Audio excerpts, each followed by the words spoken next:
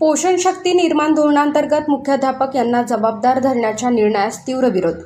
राज्य शासनाच्या अन्न व औषध विभागाचेच आयुक्त श्री तुकाराम मुंडे साहेब यांची भेट घेण्यासाठी संघटनांच्या वतीने वेळ मागितला असून लवकरच त्यांना शिष्टमंडळ निवेदन देणार असल्याचे शिक्षक सेनेचे विभागीय अध्यक्ष संजय चव्हाण यांनी सांगितले.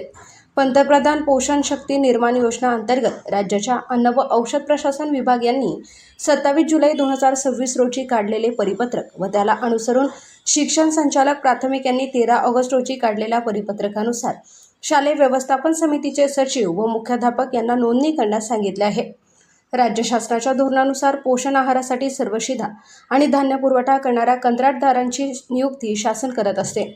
शासनाच्या धोरणानुसार तो बचत गटाकडून शिजवून घेतला जातो आणि वाटपाचे काम शाळेमध्ये असतं. या सगळ्या प्रक्रियेमध्ये मुख्याध्यापकाची भूमिका मध्यस्थितीची असताना त्यांना या नोंदणीमध्ये गुंतवून शासनाने त्यांचे मूळ कामापासून त्यांना वेगळे करण्याचा प्रयत्न केला आहे. या परिपत्रकांचा सर्व संघटनांनी निषेध केला असून मुख्याध्यापकांना नोंदणी करण्याचे बंधनातून मुक्त करण्याबाबतचे निवेदन आज नाशिक जिल्ह्यातून सर्व संघटनांच्या वतीने निवासी जिल्हाधिकारी श्री राजपूत साहेब यांना देण्यात आले. यावेळी उत्तर महाराष्ट्र शिक्षक सेनेचे अध्यक्ष संजय चव्हाण, जिल्हाध्यक्ष मधुकर वाघ, महानगर अध्यक्ष सुरेश घरटे, कार्याध्यक्ष पैलवान प्रवीण पाळदे, प्रसिद्धी प्रमुख राजेंद्र सोमवंशी, TDFचे जिल्हा कार्यवाह अरुण पवार, उपाध्यक्ष बाळासाहेब ढोबळे, मुख्याध्यापक संघाचे अध्यक्ष गोरख कुनगर, शिक्षक परिषदेचे कार्यवाह Vijay Bade, Rajendra Kakote, Kangane sir, ST Chavan sir अनेक पदाधिकारी उपस्थित होते.